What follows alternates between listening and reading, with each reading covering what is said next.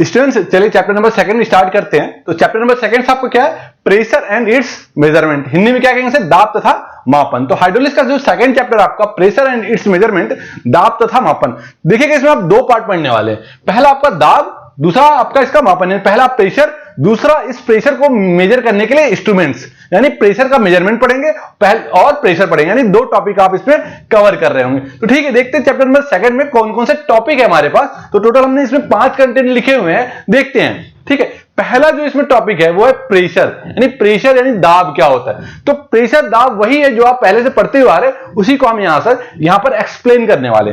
Second क्या है आपका, relation between pressure and depth, क्योंकि लिक्विड के बारे में बात कर रहे हैं। ठीक है, तो यहां पर लिक्विड के प्रेशर तथा डेप्थ के बीच रिलेशन, संबंध, तो दाब तथा गहराई में संबंध पढ़ने वाले हैं। ठीक है, यानी P और H के बीच क्या रिलेशन है ये हम देखने वाले हैं। ठीक है, थर्ड आपका पास्कल लॉ, थर्ड है इस टॉपिक, इस पूरे चैप्टर का सबसे इंपॉर्टेंट टॉपिक है पास्कल लॉ। इसके बारे में भी हम इसमें स्टडी करेंगे। इस लॉ को प्रूव करना है, बहुत इंपॉर्टेंट है, हर बार आ रहा है। ठीक है, नेक्स्ट आपका प्रेशर स्केल, जो चौथा टॉपिक है प्रेशर स्केल, दाब मापक्रम।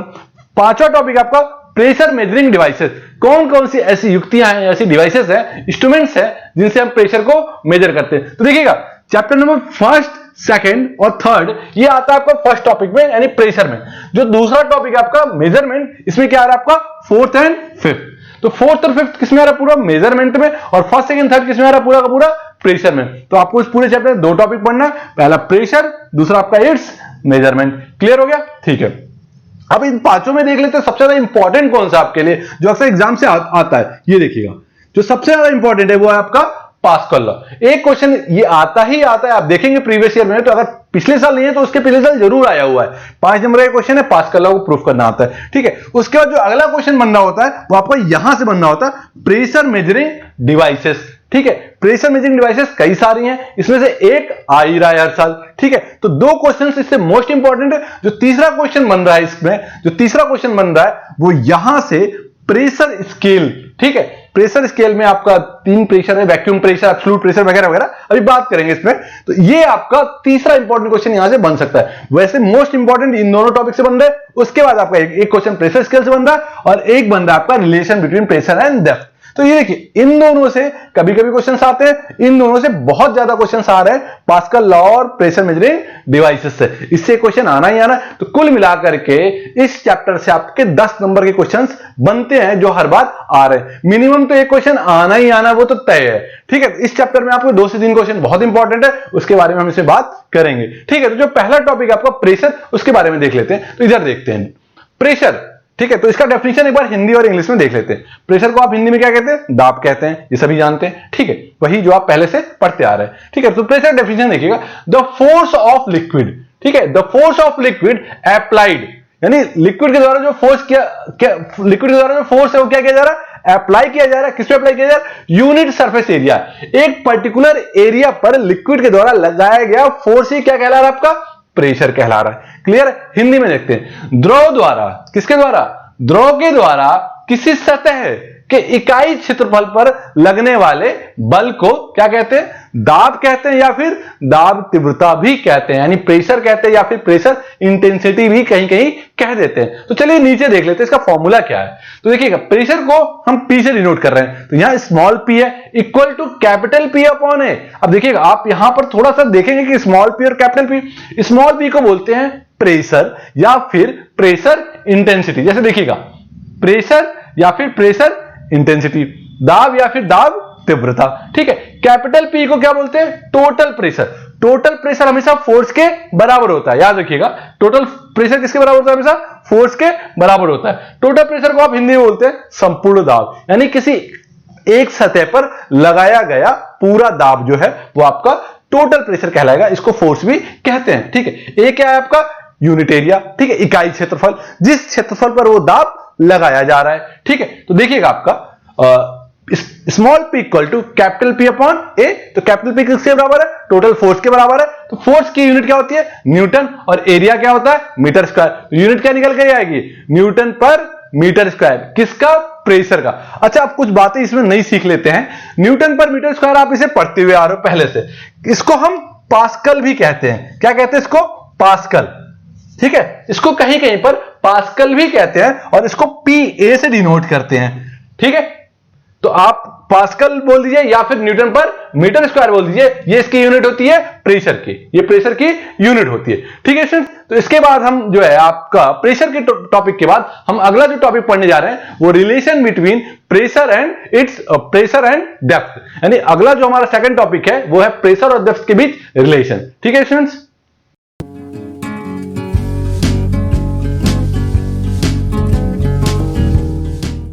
तो स्टूडेंट्स देखते हैं इसका सेकंड टॉपिक को। इस चैप्टर का सेकंड टॉपिक क्या था? Relation between pressure and depth.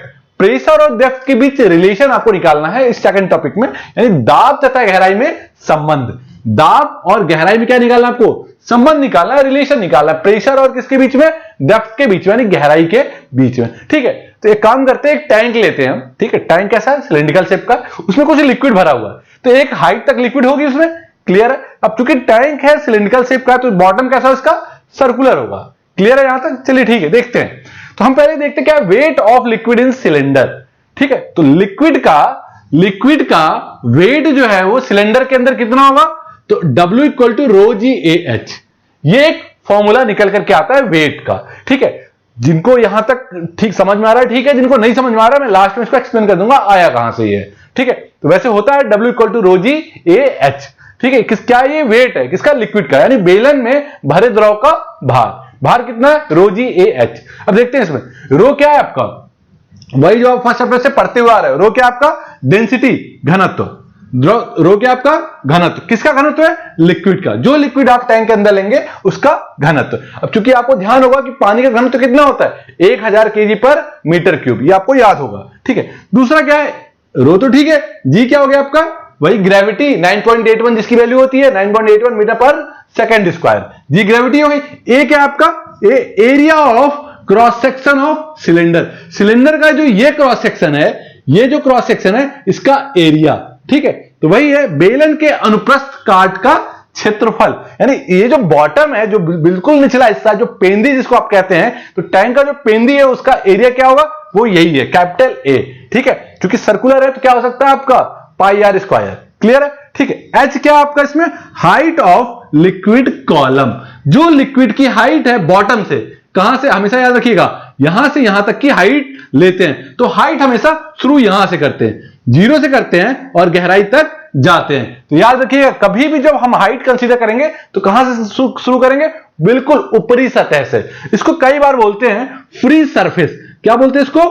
Free surface, मुक्त तल बोल देते हैं हिंदी में। ठीक है, न्यूमेरिकल आएगा तो देखते हैं इस पर। ठीक है, तो फ्री सरफेस से हमेशा हाइट लेते हैं, यानी ऊपर से हाइट लेते हैं, नीचे से हाइट नहीं लेते। समझिए इस बात को। तो एच क्या हो गया? हाइट ऑफ लिक्विड कॉलम, यानी द्रव स्तंभ की ऊंचाई यहां से लेंगे 0 से। ठीक है, देखते हैं। अच्छा, total pressure on bottom of cylindrical vessel, क्या मतलब हुआ इसका? बेलन की तली पर संपूर्ण दाब। किसका? ये जो बेलन है, जो सिलेंडर है, इसका जो तली है यानी बॉटम है, इस पर दाब लग रहा है। किसके द्वारा दाब लगाया जा रहा है? इस लिक्विड के द्वारा। भाई साहब, जो लिक्विड है वही तो दाब लगा रहा है, तो इस लिक्विड के द्वारा लगाया गया पूरा दाब, संपूर्ण दाब की बात करेंगे हम। ठीक है, तो total pressure on bottom of cylindrical vessel. ठीक है, देखते हैं। चूंकि अभी आपने क्या देखा? P equal to capital P upon A, यह फॉर्मूला होता है। अभी हमने यहां से निकलवाया था P equal to small p equal to capital P upon A. Clear हो गया? यहां से कैपिटल P को हम W भी लिख सकते हैं। याद रखिएगा, संपूर्ण दाब यानी जो टोटल प्रेशर होता है आपका, ये जो टोटल प्रेशर होता है ये किसके बराबर होता है? वेट के बराबर होता है। ये याद रखिएगा, जो टोटल प्रेशर होता है वो किसके बराबर होता है? वेट के बराबर होता है, यानी द्रव के द्वारा लगाया गया संपूर्ण दाब उसके भार के बराबर हो रहा है। ठीक है, तो P को हम W लिख सकते हैं, कोई दिक्कत नहीं है। तो आपने W अपॉन ए लिख दिया। ठीक है, तो यहां से आपका काम और आसान हो गया। W अपॉन ए को, क्योंकि W का फॉर्मूला क्या था आपका? Rho g A h. Rho g A h upon A, A से ए कैंसिल आउट हो जाएगा, तो क्या बचेगा आपका? Rho g H. यही तो हमें निकालना था। तो स्मॉल p इक्वल टू क्या निकल के आ गया आपका? Rho g H. अब देखिएगा, रो क्या था इसमें? डेंसिटी, पानी का घनत्व। अब पूरे कंटेनर के अंदर जो पानी है वो एक जैसा ही होगा, तो घनत्व भी एक जैसा होगा, वो चेंज नहीं होगा। जी की वैल्यू 9.81 जो कि चेंज होने वाली नहीं है, तो क्या चेंज होगा? एच, यानी P जो है वो H के समानुपाती होगा, यानी डायरेक्टली प्रोपोर्शनल होगा। P जो है H के डायरेक्टली प्रोपोर्शनल होगा। जितना H की वैल्यू बढ़ेगी तो P की वैल्यू बढ़ेगी। इस फॉर्मूले से याद रखिएगा, दोबारा देखिएगा, small p equal to rho g H, ये फॉर्मूला निकल करके आया है। तो P जो है वो H के डायरेक्टली प्रोपोर्शनल है, समानुपाती है। जितना H की वैल्यू बढ़ेगी तो P की वैल्यू उतनी ही बढ़ेगी। तो P किस पर डिपेंड कर रहा है? H पर डिपेंड कर रहा है। इसको कहीं कहीं स्मॉल w इंटू एच भी लिखते हैं। स्मॉल w क्या होता है? तो याद रखिएगा, स्मॉल w बराबर होता है रो इंटू जी। इसके बराबर क्या हो जाता है? ये स्मॉल w। तो small w rho into g होता है। तो p equal to small p equal to small w into h भी लिख सकते हैं। तो क्या निकल करके आया यहां से कि एक बॉटम पर कितना प्रेशर लग रहा है? तो small p equal to rho g h, p directly proportional to h। यहां तक क्लियर हो गया? अच्छा, एक बात और देख लेते हैं इसमें, स्मॉल ये w equal to rho g h आया कहां से? देखो, जिन लोगों को पता है अच्छी बात है, जिनको नहीं पता है तो वो एक बार देख सकते हैं। चलो मैं बता भी देता हूं, वैसे ये आपके सिलेबस में इसको प्रूफ नहीं किया गया है बुक में, लेकिन फिर भी मैं अपनी तरफ से आपको बता रहा हूं। ठीक है, आपको एक फॉर्मूला याद होगा, सभी को फर्स्ट चैप्टर में बताया गया था कि डेंसिटी बराबर होता है मास अपॉन वॉल्यूम। कुछ ऐसा याद आ रहा है फर्स्ट चैप्टर में? डेंसिटी बराबर क्या होता है? Mass upon volume. तो ऊपर नीचे अगर आप जी से मल्टीप्लाई कर दो तो कोई दिक्कत नहीं है। तो आप mg को क्या लिख सकते हैं? आप w लिख सकते हैं, आप w into v into g. Clear है? कोई दिक्कत है?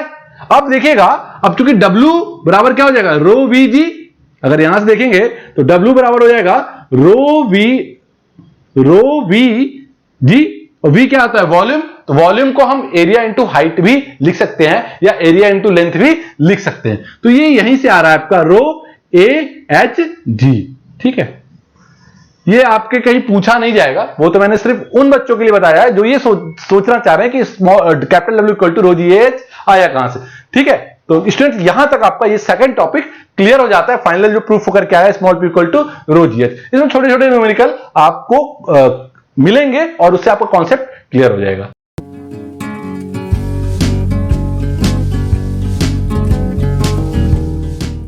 स्टूडेंट्स देखिएगा, ये चैप्टर नंबर 3 का इंपॉर्टेंट टॉपिक है पास्कल लॉ। इसको हिंदी में पास्कल का नियम भी कहते हैं। ठीक है, तो इसमें क्वेश्चन कैसे आता है? State and proof pascal law. Exam में क्वेश्चन ऐसे ही आता है, state and proof pascal law, also give its uses. थोड़ा सा और लेंदी कर देते हैं क्वेश्चन को। तो देखिएगा, स्टेट एंड प्रूफ दो चीजें हैं, स्टेटमेंट लिखना है एंड प्रूफ भी देना है आपको। यानी पहले परिभाषा लिखनी है, फिर उसको क्या करना है? सिद्ध करना है। किसको करना है? पास्कल लॉ को। तो देखिएगा, एक प्रॉपर तरीका है, यहां से लेकर के यहां तक लिखा हुआ है। अगर आप इस स्टेप को फॉलो करेंगे तो आपको पूरे नंबर मिलेंगे। जनरली प्राय लोग करते क्या है कि वो डायरेक्ट दो इक्वेशन दिखाते हैं और सॉल्व कर देते हैं, कहते हैं यही पास्कल लॉ है। होता क्या है, स्टूडेंट्स को पूरे नंबर नहीं मिलते हो पूरा पढ़ करके जाने के बावजूद। तो आप देखिएगा, इस पूरे स्टेप को देखते हैं। तो सबसे पहले इसका स्टेटमेंट देखते हैं, इसकी डेफिनेशन देखते हैं। डेफिनेशन क्या कह रहा है? द प्रेशर और इंटेंसिटी ऑफ प्रेशर, यानी ये दोनों प्रेशर और इंटेंसिटी ऑफ प्रेशर एक ही चीज है, कंफ्यूज मत होना। प्रेशर और intensity of pressure at a point, किसी एक बिंदु पर जो प्रेशर है किसके अंदर? स्टैटिक फ्लूइड कैसा है? रेस्ट कंडीशन में है। तो रेस्ट कंडीशन में फ्लूइड जो है उसके किसी एक बिंदु पर जो प्रेशर होगा वो सभी दिशाओं में कैसा होगा? इक्वल होगा, बराबर होगा। दोबारा देखते हैं, प्रेशर और इंटेंसिटी ऑफ प्रेशर, ठीक है, किस पर? एट ए पॉइंट, किसी एक बिंदु पर, किसके अंदर? फ्लूइड के अंदर। फ्लूइड कैसा होगा? स्टैटिक होगा, मतलब द्रव स्थिर अवस्था में होगा, बहेगा नहीं। Is equal in all direction, सभी दिशाओं में क्या होगा? बराबर होगा। हिंदी में देखते हैं, पास्कल के नियम के अनुसार, यानी पास्कल जी के अनुसार, पास्कल जी एक साइंटिस्ट है, तो पास्कल नियम के अनुसार कोई भी तरल विराम अवस्था में, यानी जब कोई तरल विराम अवस्था में, स्थिर अवस्था में है, तो उसमें सभी दिशाओं में समान दाब लगता है। यानी द्रव जब स्थिर अवस्था में है तो उसके किसी एक बिंदु पर सभी दिशाओं में जो दाब है वो बराबर लग रहा है। देखिए, स्टेटमेंट के बाद प्रूफ देखते हैं, proof of pascal law. Pascal law के प्रूफ के बारे में बात करते हैं। ठीक है, तो देखते हैं इसके प्रूफिंग को। Let a prism A B C A dash B dash at a point in the liquid, यानी किसी लिक्विड के अंदर किसी एक बिंदु पर एक प्रिज्म कंसीडर कर रहे हैं, A B C A dash B dash C dash, and और इट्स थिकनेस इज टी, उसकी जो थिकनेस है, जो उसकी मोटाई है, वो क्या है? आपकी टी है। क्लियर है? ठीक है। If faces A B B dash A dash, यानी A B B dash A dash, हम इस फेस की बात कर रहे हैं। Faces A B dash A dash देखिएगा डायग्राम में कहां है। अगला देखिएगा दूसरा face B C dash B dash देखिएगा। तीसरा है C A dash C dash, having pressure intensity P1, P2 and P3। इसमें आपने तीन फेसेस लिए हैं, A B B dash A dash, दूसरा फेस लिया है आपने क्या B C C dash B dash, और तीसरा क्या लिया आपने सी सी डैश ए डैश ए। ये तीन फेसेस पे प्रेशर इंटेंसिटी क्या लग रहा है आपका, तीन प्रेशर लग रहे हैं, P1, P2 एंड P3 लग रहा है ना। लेकिन अच्छी बात यह है कि ये तीनों प्रेशर नॉर्मल लग रहे हैं, यानी 90 डिग्री पर लगते हैं, ये ध्यान रखिएगा। ये जो तीनों प्रेशर हैं उस फेस पर 90 डिग्री पर लग रहे होंगे। क्लियर हो गया, ठीक है।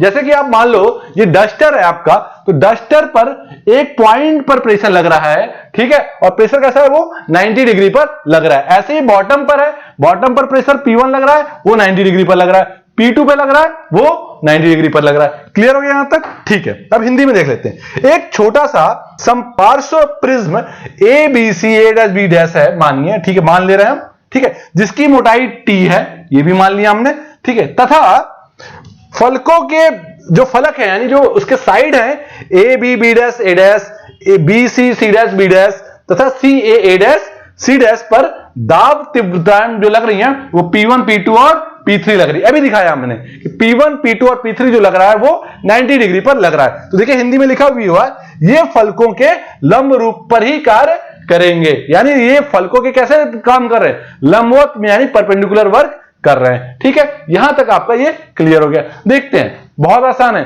सिर्फ दो आपको जो है इक्वेशन बनानी है, इक्वेशन 1 एंड इक्वेशन 2। तो देखते हैं, तो स्टूडेंट देखिएगा, पहले हम हॉरिजॉन्टल कंपोनेंट लेते हैं, फिर आपका वर्टिकल कंपोनेंट लेंगे, तो दो पार्ट लेंगे, दोनों से हमारे दो इक्वेशंस बनेंगे। तो ठीक है, हॉरिजॉन्टल कंपोनेंट लेते हैं। तो हॉरिजॉन्टल कंपोनेंट क्या आपका, ये P2 जो है आपका हॉरिजॉन्टली लग रहा होता है। ठीक है, P2 आपका कैसा लग रहा है, हॉरिजॉन्टली लग रहा है, यानी अब हम इसकी बात करेंगे जो आपका हॉरिजॉन्टली जो है क्षैतिज की बात करेंगे। तो देखिएगा, ये जो P2 फोर्स लग रहा है किस सरफेस पे लग रहा है, B C C dash B dash पर। तो P2 लग रहा है किसमें, BC पर, और BC की चौड़ाई कितनी है, T।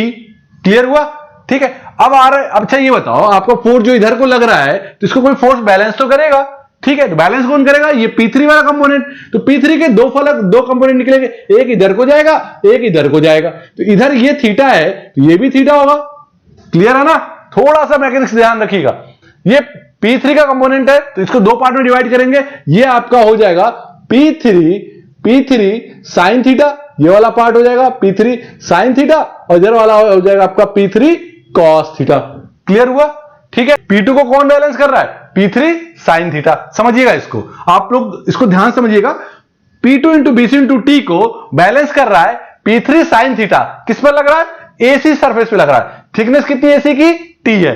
देखिएगा, P3 sine theta AC surface पे लग रहा है और थिकनेस क्या है उसकी, T है। क्लियर हो गया, तो ये एक इक्वेशन बन गया। तो आपको मेनली यही इक्वेशन बनानी है। ठीक है, दूसरा देख लेते हैं, वर्टिकल कंपोनेंट। अब वर्टिकली देखते हैं। अच्छा, वर्टिकली क्या होता है, लंबवत, परपेंडिकुलर। तो आप देखिएगा P1 जो है ऊपर की डायरेक्शन में जा रहा है, तो ऊपर से एक फोर्स आएगा जो इसे बैलेंस करेगा। तो ठीक है, P1 किस पे लग रहा है, AB पर लग रहा है। तो P1 जो है किस पे लग रहा है, AB पर लग रहा है। ठीक है, और AB की थिकनेस कितनी है, तो T, यानी सभी की थिकनेस क्या है, T, तो AB इंटू T। क्लियर हो गया। अच्छा, आप ये बताइए, जब P1 को डायरेक्शन अपवर्ड में है तो एक डाउनवर्ड डायरेक्शन पे फोर्स लगेगा जो कि इसको बैलेंस करेगा। तो डाउनवर्ड में कौन लग रहा है, P3 cos थीटा। ठीक है, तो P3 cos थीटा जो है वो किस सरफेस से आ रहा है, AC सरफेस से। थिकनेस कितनी है, T। देखिएगा, P3 cos थीटा किस सरफेस से आ रहा है, AC से। थिकनेस कितनी है, T। ठीक है, तो ये आपका दो इक्वेशन बन गया। तो यही तो था मेन इसमें, अब इसके अलावा कुछ नहीं करना है इसमें। आप ये देखिए, आपने दो इक्वेशन बना दिए, आपका 80% काम यहां पर क्लियर हो चुका है। ठीक है, यही दो इक्वेशन मेन देखने होते हैं। ठीक है, देखते हैं। बट वी नो दैट, जैसा कि हम जानते हैं, ट्रिग्नोमेट्री सभी जानते हैं, BC upon AC equal to sine theta. अगर आप यहां से थीटा की वैल्यू निकालें, मान लीजिए थीटा है आपका, ये पूरा ये थीटा है आपका, तो साइन थीटा क्या होता है आपका, परपेंडिकुलर अपॉन हाइपोटेनस, लंब बटा कर्ण। तो परपेंडिकुलर आपका क्या है, आपका BC, और कर्ण कितना है, यानी हाइपोटेनस क्या है आपका, AC। तो BC upon AC equal to sine theta हो गया। ठीक है, और अगर यहीं से cos थीटा निकाले तो cos थीटा क्या हो जाएगा, बेस अपॉन हाइपोटेनस। ठीक है, क्लियर है ना, आपका ये आधार बटा कर्ण हो जाएगा। तो बेस क्या आपका AB है और आपका हाइपोटेनस क्या है, AC है। ठीक है, अरे यहीं से आप समझो ना, ऐसे ये ABC। ठीक है, तो आप देखिएगा, यहां से आपने साइन थीटा और कॉस थीटा ले लिया। अब आप ये बताओ, यहां से साइन थीटा की वैल्यू, यहां पर BC की वैल्यू निकालोगे तो AC साइन थीटा हो सकता है, इधर मल्टीप्लाई हो जाएगा, इधर ए बी की वैल्यू निकालोगे तो AC cos थीटा हो सकता है। क्लियर हो गया यहां तक? बहुत आसान था। अब देखो करना क्या है, अब कुछ नहीं करना है, ये जो वैल्यू आपने BC की निकाली है और ये जो वैल्यू आपने AC की निकाली है, इसी को तो पुट कर देना है। BC की वैल्यू आपने किस में पुट करेंगे? इक्वेशन 1 में। BC की वैल्यू किस में पुट करेंगे आप? इक्वेशन 1 में। BC का मान समीकरण 1 में रखने पर क्या आएगा? जैसे ही आप रखेंगे तो P2 equal to AC into sine theta, देखिएगा यहां पर BC की जगह ये जो BC है इसकी जगह मान क्या रखा आपने? AC sin थीटा रखा हुआ है। तो जैसे ही आप AC sin थीटा रखेंगे इंटू T, बहुत सारी चीजें कॉमन हो जा रही हैं, तो कटेंगी कि नहीं कटेंगी? अब आप बताइए, यहां से T से T कैंसिल आउट हो गया, sin थीटा से sin थीटा कट गया आपका, अब आपका AC से AC कट गया, तो बचा गया यहां से P2 इक्वल टू P3। बहुत बढ़िया। अब आप क्या करेंगे? AB की वैल्यू उठाएंगे, कहां रखेंगे? इक्वेशन नंबर सेकंड में, क्योंकि यहीं पर AB दिया हुआ है। तो जैसे ही आप इक्वेशन नंबर सेकंड में, ये देखिए लिखा AC in equation second, value put करेंगे AC किसमें? इक्वेशन सेकंड में। जैसे ही आप पुट करेंगे तो बहुत सारी वैल्यू कैंसिल आउट हो गई, AC से AC कट गया, cos थीटा से cos थीटा कट गया, T से T कट गया, तो P1 और P3 बचेंगे। तो यहां क्या हो जाएगा? P1 equal to P3। अब आप ही बताओ, P2 equal to P3, P1 equal to P3, तो देयरफॉर क्या हो जाएगा? P1 equal to P2 equal to P3। तो स्टूडेंट्स अब देखा आपने P1 equal to P2 equal to P3 हुआ, तो यहां पर आपने क्या देखा कि किसी भी दिशाओं से प्रेशर आ रहा है, वो प्रेशर आपस में क्या हो जा रहा है? इक्वल हो जा रहा है। तो पास्कल ने यही प्रूव किया था कि किसी भी दिशा से प्रेशर आ रहा है, वो प्रेशर किसी एक बिंदु पर P1 equal to P2 equal to P3 हो जा रहा है, चाहे वो आपको हॉरिजॉन्टल हो, वर्टिकल हो या इंक्लाइन डायरेक्शन से प्रेशर आपका लग रहा हो। तो ये पूरा एक जो है सिस्टमैटिक तरीका है पास्कल लॉ को प्रूफ करने का। तो क्वेश्चन आता है what is state and proof pascal law. Statement लिखना है, 2 लाइन की डेफिनेशन लिखनी है।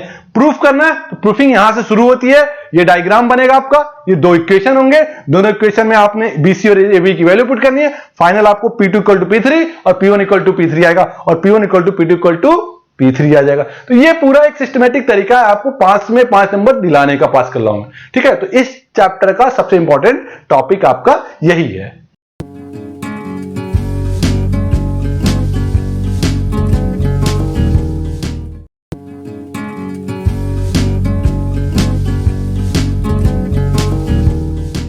स्टूडेंट्स चलिए शुरू करते हैं। सेकंड चैप्टर का आपका ये 4th टॉपिक है प्रेशर स्केल, जो कि मेजरमेंट के पार्ट के अंतर्गत आ रहा है, इसके अंदर में आ रहा है, यानी प्रेशर का पार्ट आपका लगभग हो चुका है, मेजरमेंट के अंदर ये पार्ट आपका आ रहा है प्रेशर स्केल, जिसको आप हिंदी में बोलते हैं दाब मापक्रम। ये टॉपिक आपके लिए बहुत इंपॉर्टेंट है, क्योंकि पिछले कुछ सालों में इससे रिलेटेड आपका कुछ क्वेश्चंस आ रहे हैं, ठीक, और ये क्वेश्चन पूरे 5 मार्क्स के आते हैं। ठीक है, तो ये टॉपिक इस समय आपके लिए इंपॉर्टेंट है।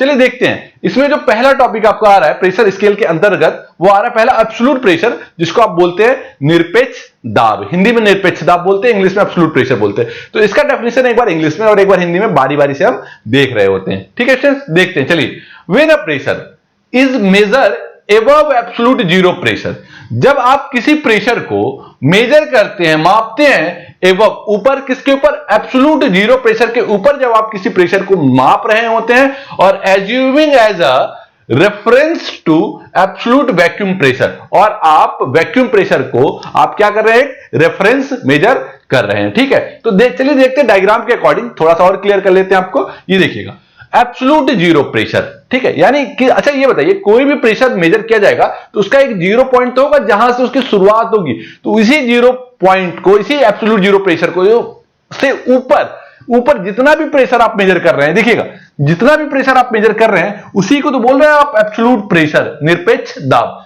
एक बार इसको हिंदी में क्लियर कर लेते हैं, हिंदी वाले स्टूडेंट के लिए। परम शून्य दाब, परम शून्य दाब का शून्य मान होता है, ठीक है, जहां पर प्रेशर आपका जीरो होता है। इससे ऊपर, यानी जहां पर प्रेशर जीरो, उससे ऊपर मापा गया दाब निरपेक्ष दाब या फिर परम दाब कहलाता है। यानी जो जीरो प्रेशर था उसके ऊपर जितना भी प्रेशर आप मेजर करेंगे वो सभी प्रेशर आपका क्या कहलाएगा? निरपेक्ष दाब या फिर आपका परम दाब कहलाएगा। चलिए ठीक है, इसका एक इक्वेशन बन के आता है, एब्सोल्यूट प्रेशर निरपेक्ष दाब बराबर gauge pressure plus atmospheric pressure. ठीक है, चलिए इसको देख लेते हैं। अभी हम इसको समझाएंगे नहीं, जब हम पूरा डायग्राम को एक साथ एक्सप्लेन करेंगे तो ये अपने आप निकल करके वहां से आ जाएगा। चलिए ठीक है, अगला टॉपिक जो हमारा सेकंड टॉपिक है उसको बोलते हैं गेज प्रेशर, या हिंदी में बोलते हैं गेज दाब। अच्छा एक बात मैं आपको बता दूं, जो गेज होता है, गेज का मतलब होता है इंस्ट्रूमेंट, ठीक है, यानी यंत्र जिससे आप दाब को नाप रहे होते हैं। तो चलिए इसका डेफिनेशन देखते हैं, एक बार इंग्लिश में और एक बार हिंदी में बारी बारी से। तो इंग्लिश वाला डेफिनेशन क्या था?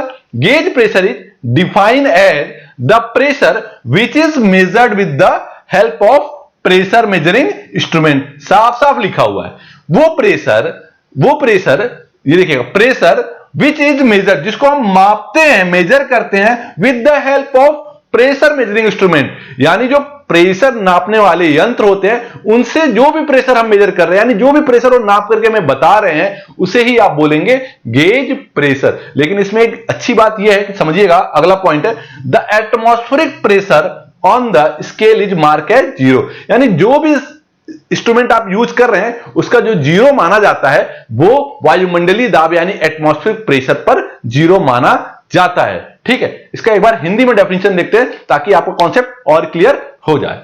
जब कभी दाब यानी जब कभी प्रेशर को वायुमंडलीय दाब यानी एटमॉस्फेरिक प्रेशर से ऊपर या नीचे मापा जाता है एवं और बिलो, तो उसे गेज दाब कहते हैं। ठीक है, वायुमंडलीय दाब से ऊपर जो भी दाब मापा जा रहा है उसे आप क्या कह रहे हैं? गेज दाब कह रहे हैं। अतः गेज दाब मापक्रम पर शून्य वायुमंडल दाब होता है।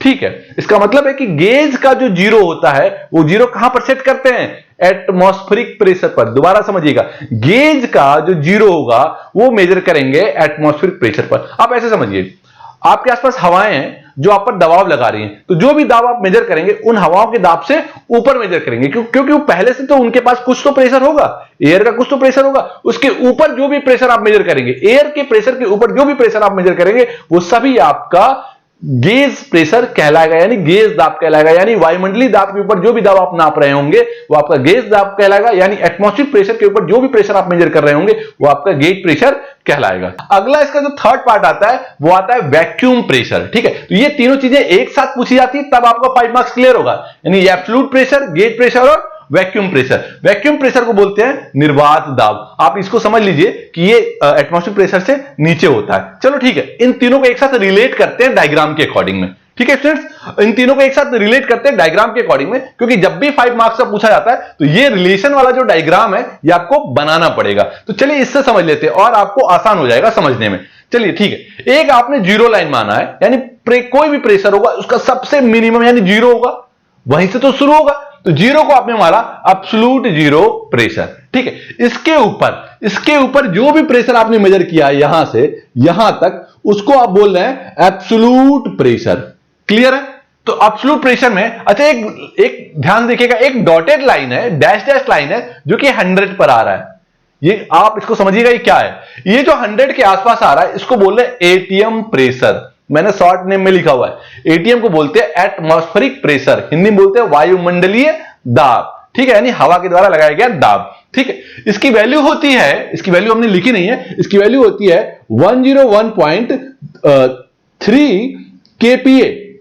ठीक है, तो 101.3 kPa के बराबर होता है। तो इसको हम लगभग 100 के अनुमानित मान के चलते हैं। तो देखिएगा 100 के ऊपर जितना भी दाब आप मेजर कर रहे हैं वो आपका गेज प्रेशर कहला रहा है, यानी वायुमंडलीय दाब के ऊपर जो भी दाब आप मापेंगे उसे देखो यहां लिखा हुआ डायग्राम में देखिएगा गेज प्रेशर लिखा हुआ है, और वायुमंडलीय दाब से जो भी नीचे मेजर करेंगे उसे बोलेंगे वैक्यूम प्रेशर यानी निर्वात दाब। ये जो आपका थर्ड टॉपिक था निर्वात दाब, ये वही है, यानी वायुमंडलीय दाब के नीचे मेजर करेंगे तो वैक्यूम प्रेशर, वायुमंडलीय दाब के ऊपर मेजर करेंगे तो गेज प्रेशर, अगर इन दोनों को जोड़ देंगे तो एब्सोल्यूट प्रेशर।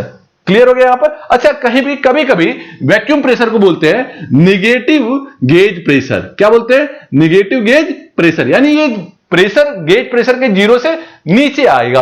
तो नीचे आएगा तो आप ही समझिएगा, जब ये नीचे आएगा, ये जीरो हो गया आपका, तो क्या हो जाएगा आपका? Negative gauge pressure. तो यहां तक आपका ये पूरा टॉपिक क्लियर होता है। अभी डेफिनेशन में आपको वैक्यूम प्रेशर का लिख रहा हूं, थोड़ी देर में समझिएगा पहले तो।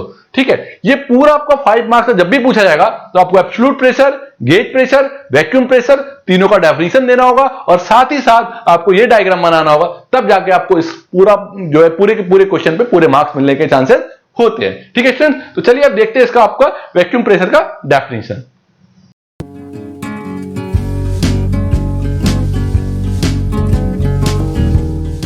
तो स्टूडेंट्स चलिए वैक्यूम प्रेशर को देखते हैं, इसके डेफिनेशन को एक बार हिंदी में और एक बार इंग्लिश में देखते हैं। ठीक है, वैक्यूम प्रेशर को आप निर्वात दाब भी कहते हैं। क्लियर? और चलिए देखते हैं इसका definition. Vacuum pressure is defined as the pressure below the atmospheric pressure vacuum pressure क्या होता है, जो एटमॉस्फेरिक प्रेशर के नीचे का जो प्रेशर होता है वो आपका क्या होता है, आपका vacuum pressure. It is also called negative gauge pressure. इसको आप क्या बोलते हैं, निगेटिव गेज प्रेशर भी बोलते हैं। किसको बोलते हैं, वैक्यूम प्रेशर को। तो हिंदी में इसकी डेफिनेशन देखते हैं। निर्वात दाब मापक्रम का शून्य भी वायुमंडलीय दाब होता है। इसका मतलब है कि जो आपका वैक्यूम प्रेशर है, इसका जो जीरो होगा वो आपका एटमॉस्फेरिक प्रेशर पर जीरो होगा, ठीक है। परंतु यह दाब वायुमंडलीय दाब से नीचे निरपेक्ष शून्य दाब की ओर मापा जाता है। इसका मतलब है कि ये जो प्रेशर आपका ये नीचे की तरफ यानी जीरो की तरफ आ रहा है, यानी देखिएगा एटमॉस्फेरिक प्रेशर से नीचे की तरफ जो प्रेशर मेजर किया जा रहा है उसे आप क्या बोलेंगे, वैक्यूम प्रेशर बोलेंगे। अच्छा, इसे निगेटिव गेज प्रेशर भी बोलते हैं, ठीक है, इसे निगेटिव गेज प्रेशर भी बोलते हैं, और हिंदी में बोलते हैं निर्वात दाब को ऋण गेज दाब भी कहते हैं। तो चलिए एक बार दोबारा से इस पूरे टॉपिक को क्लियर कर लेते हैं, ठीक है। तो डायग्राम से क्लियर करते हैं। देखिएगा, सबसे पहले हमने क्या बताया आपको, एब्सोल्यूट प्रेशर। एब्सोल्यूट प्रेशर क्या था, जो कि बिल्कुल जीरो यानी इससे नीचे नहीं जा सकते हैं, उससे ऊपर का जितना भी प्रेशर आप मेजर कर रहे हैं, बिल्कुल बॉटम से जितना भी प्रेशर आप मेजर कर रहे हैं वो सभी आपको कहलाएगा एब्सोल्यूट प्रेशर। अच्छा, ये बताइए कि वायुमंडल के द्वारा कुछ तो दाब लगाया जा रहा होगा सभी ऑब्जेक्ट के ऊपर, तो ये वायुमंडलीय दाब यानी एटमॉस्फेरिक प्रेशर के ऊपर, समझिएगा, एटमॉस्फेरिक प्रेशर के ऊपर जो भी प्रेशर आप मेजर करेंगे वो आपका कहलाएगा गेज प्रेशर यानी गेज दाब, और एटमॉस्फेरिक प्रेशर के नीचे जो भी प्रेशर मेजर करेंगे वो कहलाएगा आपका वैक्यूम प्रेशर यानी निर्वात दाब। अच्छा, इसको निगेटिव गेज प्रेशर भी बोल रहे हैं। तो आप ऐसे समझ लीजिए कि जब भी एब्सोल्यूट प्रेशर की बात करेंगे तो उसमें अपने आप आपका एटमॉस्फेरिक प्रेशर और गेज प्रेशर दोनों जुड़ जाएगा। जुड़ेगा नहीं जुड़ेगा, समझिएगा, यहां से ये पूरा आपका एटमॉस्फेरिक प्रेशर हो गया और ये आपका गेज प्रेशर हो गया। तो जब भी आप एब्सोल्यूट प्रेशर की बात करेंगे तो atmospheric pressure plus gauge pressure आएगा। तो चलिएगा यहां से देखते हैं, एब्सोल्यूट प्रेशर क्या था आपका, एब्सोल्यूट प्रेशर बराबर गेज प्रेशर, यही तो था आपका जो आपने मेजर किया, प्लस एटमॉस्फेरिक प्रेशर वायुमंडलीय दाब। तो ये पूरा आपका यहां से यहां तक आपका एटमॉस्फेरिक प्रेशर है, और इसके ऊपर जो प्रेशर आप मेजर कर रहे हैं वो गेज प्रेशर है। एटमॉस्फेरिक प्रेशर के नीचे जो प्रेशर आप मेजर करेंगे उसे वैक्यूम प्रेशर बोलेंगे या फिर निगेटिव गेज प्रेशर भी बोलेंगे, ठीक है। रीड गेज दाब बोलेंगे या फिर निर्वात दाब भी इसको बोलेंगे। अच्छा ठीक है, एक बात समझिए, जब आप इन दोनों को ऐड करके बात करेंगे तो आपका एब्सोल्यूट प्रेशर यानी परम दाब या फिर निरपेक्ष दाब भी कहेंगे। तो जब भी 5 मार्क्स का पूछा जाएगा आप तीनों की डेफिनेशन बारी बारी से लिखेंगे, एब्सोल्यूट प्रेशर, गेज प्रेशर और वैक्यूम प्रेशर का, ठीक है, हिंदी या इंग्लिश में जिसमें भी आप लिखना चाहें। और ये जो डायग्राम है ये आप जरूर बनाएंगे क्योंकि ये रिलेशन बता रहा है तीनों का, एब्सोल्यूट प्रेशर का, गेज प्रेशर का, फिर और वैक्यूम प्रेशर का। तो ये इतना पूरा कंप्लीट करने के बाद आपके पूरे 5 मार्क्स मिलने के चांसेस हैं, ठीक है स्टूडेंट्स। नेक्स्ट टॉपिक आपका है प्रेशर मेजरिंग डिवाइसेस। कौन कौन से डिवाइसेस हैं जो प्रेशर को मेजर करते हैं, ठीक है स्टूडेंट्स। डाउनलोड करें APH इंजीनियरिंग एकेडमी ऐप और पाएं बेस्ट कोचिंग।